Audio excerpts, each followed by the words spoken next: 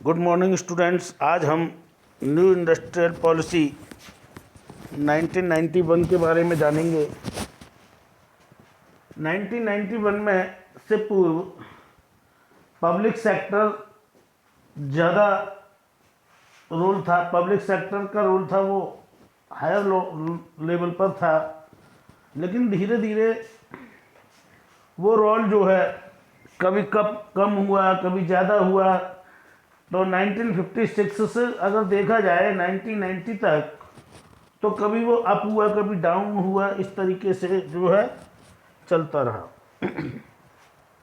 लेकिन 1991 में गवर्नमेंट ने ये एवेलुएट किया 90 में कि जो है पब्लिक सेक्टर से जो है ज़्यादा नुकसान हो रहा था, अर्थात पब्लिक सेक्टर से देश को कोई बेनिफिट नहीं हो रहा था। जो इंडस्ट्री चल रही थी पब्लिक सेक्टर्स की, वो इतना बेनिफिट नहीं दे पा रही थी जिससे कि इंडियन इकोनॉमी डेवलप हो सके। तो इंडियन इकोनॉमी जब डेवलप नहीं हो रही है, तो फिर वो जो है उन्होंने इस पर पूरा स्टडी करने के बाद में फिर उन्होंने ये निर्णय लिया कि न्यू इंडस्ट्रियल पॉलिसी 1991 लाई जाए। तो 1991 जब पॉलिसी लाई गई, गवर्नमेंट ने देखो पब्लिक सेक्टर ने क्या किया, 1956 से लेकर के सारा इंफ्रास्ट्रक्चर डेवलप किया, पूरा जो है अपने जो रिसोर्सेज थे उनका ऑप्टिमम यूटिलाइजेशन किया। उसके बावजूद भी जब रिजल्ट उसका जो आउटपुट था वो अच्छा नहीं आ रहा था, लोग बाग अच्छी तरह से वर्क नहीं करते थे, या कुछ भी प्रॉब्लम्स हो सकती हैं। तो इन सारी प्रॉब्लम्स को देखते हुए काफ़ी गवर्नमेंट के जो है इंडस्ट्रीज थी वो सिक पड़ गई, अर्थात ज़्यादा प्रॉफिट नहीं दे रही थी। सिक का मतलब वो अच्छी तरह से नहीं चल पा रही थी, चल रही थी लेकिन जो है अच्छा आउटपुट नहीं उनसे मिल पा रहा था। तो इंडियन इकोनॉमी के ऊपर उसका बहुत बड़ा असर पड़ने लगा। तो उस असर से बचने के लिए, उस लॉस से बचने के लिए गवर्नमेंट न्यू इंडस्ट्रियल पॉलिसी लाई। तो न्यू इंडस्ट्रियल पॉलिसी में उन्होंने सबसे पहले क्या किया, न्यू इंडस्ट्रियल पॉलिसी लेके कौन आए, एच.डी. देवगौड़ा जब प्रधानमंत्री थे 90 में, तो एच.डी. देवगौड़ा की सरकार में फाइनेंस मिनिस्टर हुए मिस्टर मनमोहन सिंह, जो कि भूतपूर्व प्रधानमंत्री रहे हमारे। तो वो इस पॉलिसी को लेकर के आए। हालांकि कई राजनीतिक दलों ने इसका विरोध भी किया कि प्राइवेटाइजेशन होगा ऐसे करके। तो वो एलपीजी पॉलिसी को लेकर के आए। एलपीजी पॉलिसी क्या होती है, liberalisation, L for liberalisation, P for privatisation and G for globalisation. तो वो जो ये एलपीजी पॉलिसी लेकर के आए। एलपीजी के अंतर्गत उन्होंने जो है अपने जो रूल्स ऑफ रेगुलेशंस हैं, लाइसेंस नीति जो है, जो 1990 से पहले चलती थी, उसको उन्होंने ख़त्म किया। अपना इन्वेस्टमेंट जो है कम किया, प्राइवेट सेक्टर को ज़्यादा जो है इन्वेस्टमेंट करने के लिए कहा गया। तो these are the some points are related to the industrial policy 1991। तो 1991 में जो है ये जो है उनको जो है प्राइवेट सेक्टर्स के लिए जो है दरवाजे खोले गए। तो प्राइवेट सेक्टर्स को अब इनवाइट किया गया, मल्टीपल कंपनियों को बुलाया गया, विदेशी जो फॉरेन ट्रेड के लिए जो है प्रोत्साहन किया गया। पहले जो इंडस्ट्रीज हमारे यहाँ आ नहीं पाती थी, काय की वजह से, क्योंकि टैक्सेस ज़्यादा थे, रिस्ट्रिक्शंस ज़्यादा लगी हुई थी। तो उन रिस्ट्रिक्शंस को गवर्नमेंट ने क्या किया, कम किया। तो वो रिस्ट्रिक्शंस जब कम हुई, तो अब क्या हुआ, फॉरेन कंपनी जो है हमारे देश में बिजनेस करने के लिए तैयार हो गई। तो क्योंकि उन्होंने टैक्स में उनको छूट दी, उन्होंने लाइसेंस नीति में छूट दी, उन्होंने जो सीमा शुल्क हुआ करता था उसमें छूट दी, इंपोर्ट एक्सपोर्ट जो टैक्स हुआ करता था उसमें उन्होंने रिलैक्सेशन किया कुछ। तो जब इतना रिलैक्सेशन हुआ, तो फॉरेन कंपनी जो है हमारे देश में भी बिजनेस करने के लिए आई। ऐसा क्यों किया गया, ऐसा इसलिए किया गया ताकि हमारे पास भी जो है फॉरेन करेंसी आए, हमारे यहाँ भी फॉरेन करेंसी का भंडार हो। तो ये सोच करके मिस्टर एम सिंह इस पॉलिसी को लेकर के आए। तो तब जा कर के जो है ये न्यू इंडस्ट्रियल पॉलिसी यहाँ पर लागू हुई। इसके अंतर्गत क्या किया गवर्नमेंट ने, इसके अंतर्गत क्या किया, reduction of the number of business reserve for the public sector. Public sector ने अपने लिए कुछ ही डिपार्टमेंट 1996 में 6 डिपार्टमेंटों को छोड़ के बाकी के सारे डिपार्टमेंट इसने क्या किए, प्राइवेट कर दिए। यानी कि पहले जो 17 डिपार्टमेंट थे, 17 डिपार्टमेंट में से केवल 8 डिपार्टमेंट उसने क्या किए, प्राइवेट किए। 8 डिपार्टमेंट प्राइवेट करने के बाद में उन्होंने देखा कि जो है प्राइवेट सेक्टर को दे दी, बाकी के कितने 17 में से 8 अपने पास रिजर्व के रूप में रख लिए, बाकी के 9 जो है डिपार्टमेंटों को प्राइवेटाइजेशन कर दिया, अर्थात प्राइवेट लोगों के हाथ में दे दिया। अर्थात वहाँ से उन्होंने क्या किया, अपना इन्वेस्टमेंट कम करके या अपने शेयर्स उन्होंने क्या किया, प्राइवेट इंडस्ट्रीज को सेल आउट कर दिए। तो जब अब उन्होंने अपने शेयर्स और अपनी जो हिस्सेदारी रखी वो केवल 26 और 20 के आसपास रखी।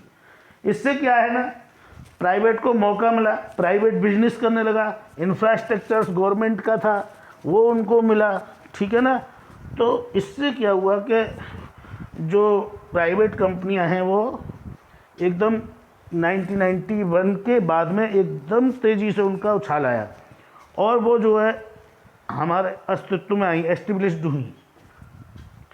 तो फिर उसके बाद में 2001 में जब गवर्नमेंट ने देखा कि प्राइवेट कंपनियां अच्छा कर रही हैं, इनसे हमें रेवेन्यू भी अच्छा मिल रहा है, इनसे हमें जो है हमारे जो है इकोनॉमिक पॉलिसी जो है डेवलप हो रही है, तो उन्होंने बाकी के जो बच्चे थे उनमें से केवल 3 पब्लिक सेक्टर्स को छोड़कर, 3 पब्लिक सेक्टर्स कौन कौन से हैं, जैसे एटॉमिक एनर्जी है, ठीक है ना, और डिफेंस मिनिस्ट्री है, और तीसरा जो है रेलवे है।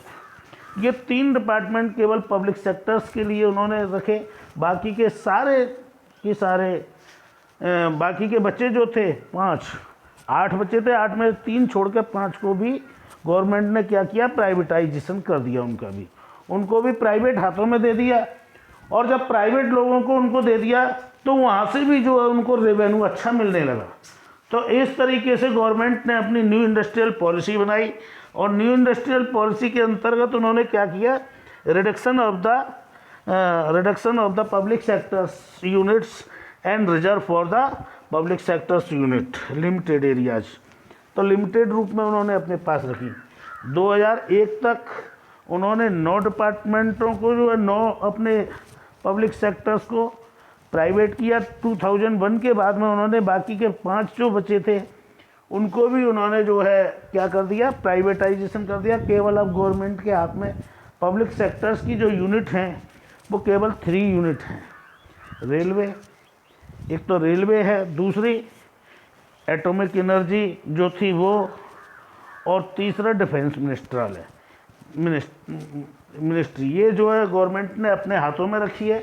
बाकी के सारे उन्होंने क्या किया, प्राइवेट कर दिए, यानी प्राइवेट हाथों को, प्राइवेट लोगों को उनको दे दिया। दूसरा क्या है, मेमोरेंडम ऑफ अंडरस्टैंडिंग, MOU क्या होता है, जब भी एक कंपनी एक देश से दूसरे देश में जाती है तो वहाँ पर एक MOU साइन होता है। वहाँ का जो मिनिस्टर होगा वो उस पर सिग्नेचर करेगा, यहाँ का जो मिनिस्टर होगा, इंडस्ट्रियल मिनिस्टर, जैसे इंडस्ट्री से रिलेटेड है तो कोई इंडस्ट्रियल मिनिस्टर सिग्नेचर करेगा। तो दोनों के साइन होंगे और दोनों के साइन हो जाएंगे तो लिखा हुआ होता है, एक तरह से एक एग्रीमेंट होता है। It is an written agreement, it is an written document which is written by the both government and the signature by the both government, दोनों गवर्नमेंटों की, चाहे वो इस देश की हो चाहे वो उस देश की हो, चाहे एक राज्य से दूसरे राज्य में भी अगर हमें बिजनेस करना होता है, एक स्टेट से दूसरे स्टेट में, वहाँ पर भी MOU साइन होता है। तो MOU एक तरह की अथॉरिटी होती है, ऑटोनॉमी होती है। तो under this public sectors was provided with the greater autonomy. Government lays down performance target for the management and gives greater autonomy these units to hold the management accountable for the result. तो एक MOU sign होता है जब भी कोई ऐसे foreign trade भी ऐसे ही नहीं हो जाता है कि जब मन किया जब किसी देश में चले गए और आगे उसके लिए क्या करना पड़ता है, हमें एक MOU देखना पड़ता है कि MOU हमारा क्या है। इसके बाद में डिसइन्वेस्टमेंट। डिसइन्वेस्टमेंट का मतलब क्या है? एक तो होता है इन्वेस्टमेंट, इन्वेस्टमेंट माने पैसे लगाना। डिसइन्वेस्टमेंट का मतलब क्या होता है? पैसे वापस ले लेना, विड्रॉ कर लेना। ठीक है, तो इन्वेस्टमेंट का मतलब ये है कि पहले गवर्नमेंट ने इन्वेस्टमेंट किया था पब्लिक सेक्टर्स के ऊपर, इंफ्रास्ट्रक्चर्स डेवलप किया था, सारे रिसोर्सों को यूज करने का पूरा भरपूर प्रयत्न किया था। अब क्या किया, जब उनसे आउटपुट अच्छा नहीं मिला तो गवर्नमेंट ने क्या किया, इसको प्राइवेट हाथों में दे दिया जाए, अर्थात प्राइवेट लोगों को सेल कर दिया जाए। तो अपने शेयर जब गवर्नमेंट सेल करेगी तो क्या होगा, पैसा वापस आएगा। इसी को हम कहते हैं डिसइन्वेस्टमेंट। यानी कि गवर्नमेंट ने क्या किया, अपनी हिस्सेदारी को, अपने शेयरों को किसको, प्राइवेट लोगों को बेच दिया। प्राइवेट लोगों को क्यों बेचा? क्योंकि हमारी इंडस्ट्री जो थी वो अच्छी तरह से काम नहीं कर रही थी, बीमार पड़ी हुई थी। तो उससे बचने के लिए गवर्नमेंट ने क्या किया, अपने जो शेयर थे वो प्राइवेट लोगों के हाथ में दे दिए। अब प्राइवेट लोगों का उस पर मैनेजमेंट हो गया, होल्ड हो गया, ठीक है ना। तो प्राइवेट का होल्ड हो गया तो प्राइवेट लोग अब उसको जो है उस पब्लिक सेक्टर्स की यूनिट्स को चला रहे हैं। तो भाई करा, equity share of some public sectors enterprises were sold to private sector. Public sectors का मतलब गवर्नमेंट ने अपनी जो इंडस्ट्री थी वो प्राइवेट लोगों के हाथ में दे दी। उस प्राइवेट लोगों के हाथ में कैसे दे दी, यानी अपने शेयर, उसने अपने इक्विटी शेयर्स किसे बेच दिए, जो पब्लिक सेक्टर्स के जो शेयर्स थे वो उन्होंने प्राइवेट लोगों के को सोल्ड कर दिए। It was expected that this would lead to improve managerial performance and better financial discipline, जिससे कि जो है हमारा जो है फाइनेंशियल डिसिप्लिन ठीक हो सके, प्राइवेट लोग अच्छी तरह से मैनेजमेंट कर सकें, उनकी परफॉर्मेंस अच्छी हो, गवर्नमेंट की भी परफॉर्मेंस उससे अच्छी होगी, ठीक है ना। तो इस तरीके से गवर्नमेंट ने क्या किया, अपनी इन्वेस्टमेंट को, अपनी हिस्सेदारी को उसने कम कर लिया, और कम करने के बाद में बाकी की जो है बाकी का उनको जो है अपना शेयर मतलब कम करके अपना शेयर कम रखा, गवर्नमेंट प्राइवेट सेक्टर का शेयर ज़्यादा, जिससे कि फाइनेंशियल डिसिप्लिन और फाइनेंशियल डेवलपमेंट हो, इकोनॉमिक डेवलपमेंट हो और इंडिया की परफॉर्मेंस ठीक हो। अगला है रीस्ट्रक्चरल एंड रिवाइवल। अब रीस्ट्रक्चरल एंड रिवाइवल का मतलब क्या है, एक जो सिक यूनिट थी हमारी, जो बीमार कंपनियां थी, बीमार का मतलब कोई फिजिकल एग्जिस्टेंस तो बिजनेस का होता नहीं है, मानव की तरह रूप रंग शरीर तो उसका कुछ होता नहीं है, लेकिन क्योंकि वो वर्क करती है फिजिकल एक आर्टिफिशियल पर्सन की तरह, तो हम कह सकते हैं कि जो है वो बीमार का मतलब वहाँ लॉस हो रहा है, अर्थात वो अच्छी तरह से नहीं चल पा रही है, अर्थात वो जो है कम बैक नहीं कर पा रही है, अर्थात वो जो है प्रॉफिट नहीं दे पा रही है, आउटपुट नहीं दे पा रही है। इससे है हमारा सिक यूनिट से मतलब। तो जो सिक इंडस्ट्री थी उसके लिए क्या किया, गवर्नमेंट ने एक बोर्ड बना दिया, जैसे कहते हैं BIFR, board of industrial and financial reconstructions. तो इस तरीके से उन्होंने एक बोर्ड बना दिया। अब उस बोर्ड का काम है कि वो देखेगा, वो इवेलुएट करेगा कि ये सिक यूनिट चलने लायक है या नहीं है। अगर वो चलने के लायक है, प्रोग्रेस करने के उसे लगता है कि वो प्रोग्रेस कर सकती है, तो उन्हें रिवाइवल कर देगा। रिवाइवल का मतलब दोबारा चालू कर देगा उन्हें, ठीक है ना। तो वो रिवाइवल हो जाएगी, और अगर वो मान लो ठीक से नहीं चल पा रही है तो उसको क्या करेगी, ये बोर्ड क्या करेगा, उसको जो है शट डाउन कर देगा, अर्थात उनको बंद कर देगा। तो इस तरीके से जो है रीस्ट्रक्चरल्स एंड रिवाइवल, एक BIFR बोर्ड बनाया गया, board of industrial and financial reconstructions, BIFR। इस बोर्ड का क्या काम होता है? गवर्नमेंट ने बोर्ड बनाया है, बोर्ड बनाया तो कुछ सोच समझ के ही बनाया होगा। तो गवर्नमेंट ने जो बोर्ड बनाया वो इसलिए बनाया कि जो है ताकि वो एवेल्यूएशन करे अपनी इंडस्ट्रीज़ का, कि वो इंडस्ट्रीज चल सकती हैं अथवा नहीं चल सकती हैं, चल सकती हैं तो क्या करना चाहिए, नहीं चल सकती हैं तो क्या करना चाहिए। These are the something related to the public sector industries. तो अब BIFR ने देखा कि ये यूनिट्स जो है, ये सेक्टर्स हमारा, ये इंडस्ट्रीज हमारी जो है आगे बढ़ सकती हैं, ग्रो कर सकती हैं, तो उनको वो क्या करेगा, रिवाइवल कर देगा। और बाकी की जो नहीं चल रही होंगी, ठीक है ना, या चलने के लायक नहीं होंगी, उनकी कंडीशन इज़ वेरी बैड, ज़्यादा ख़राब होगी, बहुत ज़्यादा मिजरेबल कंडीशन होगी। तो जब मिजरेबल कंडीशंस होगी तो गवर्नमेंट क्या करेगी, BIFR क्या करेगा, उसको शट डाउन कर देगा। शट डाउन का मतलब बंद कर देगा। अब एकदम कोई चलती हुई इंडस्ट्री बंद हो जाए तो वहाँ के लोग बाग तो बेरोज़गार हो जाएंगे, वहाँ के एम्प्लॉय क्या हो जाएंगे, बेरोज़गार, अनएम्प्लॉयमेंट हो जाएगा। अब वो क्या करेंगे, उनको भी कुछ ना कुछ देना पड़ेगा। तो उसके लिए एक फंड की व्यवस्था की गई और उस फंड से उनको कंपनसेशन पेड किया जाएगा। तो इस तरीके से BIFR ने एक फंड भी बनाया, financial fund, financial reconstruction fund, जिससे क्या हुआ, उन एम्प्लॉइयों को वो क्या दे सके, कंपनसेशन पेड कर सके। तो ये कंपनसेशन पेड करने के लिए जो है उन्होंने जो है अपना BIFR ने एक फाइनेंशियल रिकंस्ट्रक्शन फंड बनाया, जिससे कि जो अनएम्प्लॉय जो हो जाएंगे, एम्प्लॉय से उनका रोज़गार बंद हो जाएगा, उनकी लाइवलीहुड ख़त्म हो जाएगी, जिससे उनका जीवन यापन होता है। तो सैलरी मिलती है उन्हें, सैलरी रेगुलर मिलती है, अब वो मिलेगी नहीं जब कोई इंडस्ट्री बंद हो जाएगी। तो जब ऐसा होगा तो फिर उनके यहाँ बेरोज़गारी आ जाएगी, तो उसको बचाने के लिए उसका कंपनसेशन गवर्नमेंट पे करती है। तो आज हमने ये न्यू इंडस्ट्रियल पॉलिसी 1991 पढ़ी, एक बार फिर रिवाइज कर लेते हैं इसको।